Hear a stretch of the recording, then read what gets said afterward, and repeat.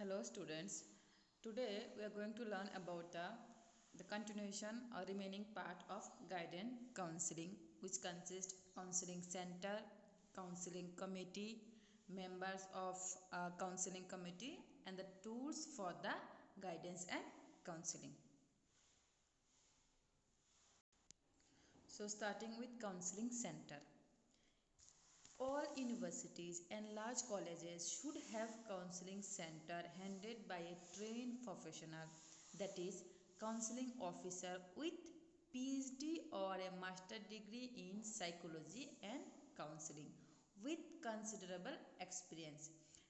Okay, so it means in all the universities and the large colleges they should have a counseling process in their campus, and that process should be handled by a trained person who must have either PhD or master degree in the psychology or counseling.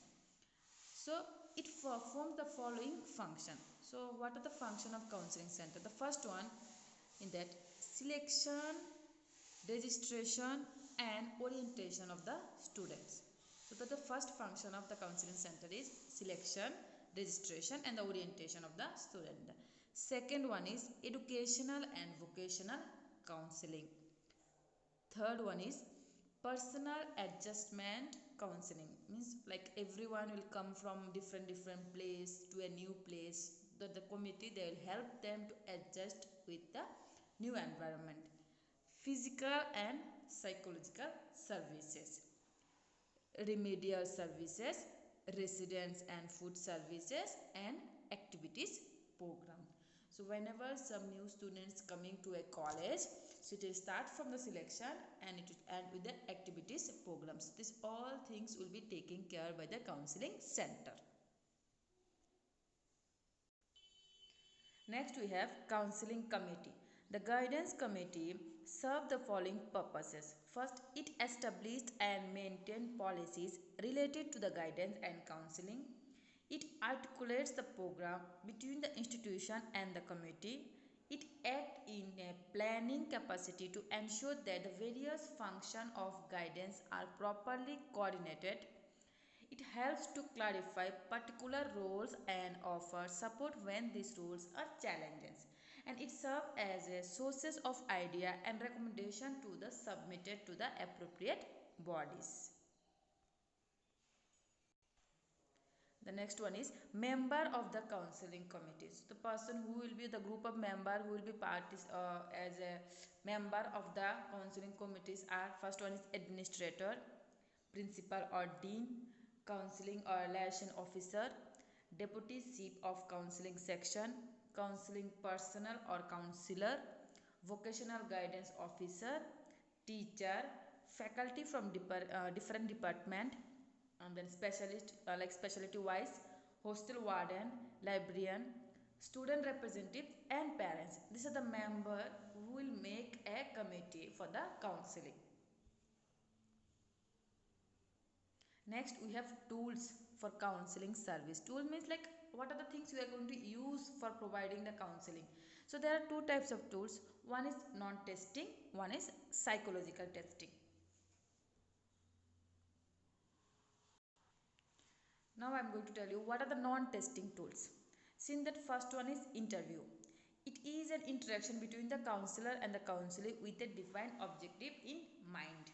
It is a non-testing tools. We are not going to test anything here. Just a verbal communication between the counselor and the counselee. You know the counselor means the person who is giving counselor, and the counselee means who is taking or receiving counseling. Next one is observation. So observation means like observing or watching someone or monitoring someone. So it is a careful watching or monitoring of the counselee by counselor with a specific objectives in mind. Next one is anecdotal record. It consists of recording an important incident that happens is a carefully recorded snapshot of the incident. Like if anything happened, so that will be recorded in the file, okay, as an incident report. So that is called as anecdotal record. Next is cumulative record. It is a method of recording and providing meaningful, significant and comprehensive information about an individual 1 year. like in a 1 year whatever things you have done, your information, your activeness, your participation, everything will be recorded in a file for individual students, so that we can go through, and it is called as cumulative record. The next one is checklist. It used to identify the presence or absence of specific attributes or skill of a particular expected behavior in students. Next, rating scale. It is a better tool to assess the degree or extent of performance of particular task or the possession of a trait. Means if you are giving rating to someone based on the some like what you are expecting, or some based on the some quality, some degree. If you are giving rating to someone, that is rating scale. The next one is sociometry. It is used to measure sociability or the social distance between the student or the member of the group. Next one is autobiography or diary. It may also provide useful information about the students. So these are the non-testing tools in the guidance and counseling service, where you are not going to conduct any exam. Through different media you are going to get the information about the person. Next you will see about the psychological test. See, the first we have seen the non-testing. Okay, there we are going to see the behavior, like everything in a upper way, like their observation, their performance, their activities. But in the psychological test we are going to do a deep analysis of their mental status. In that first one is personality test. So obviously you know personality test means we are going to know about their personal behavior, their personality, how their attitude, their thinking, their perception, everything we are going to know about the personality test. Next one is aptitude test. It like example specialized aptitude test and general aptitude test is there. Okay. Next one is achievement test. Example cooperative test, college board series and English reading test. The next one is interest inventory test. Okay. Example is blank and coder for preference inventory. The next one study habit inventory test.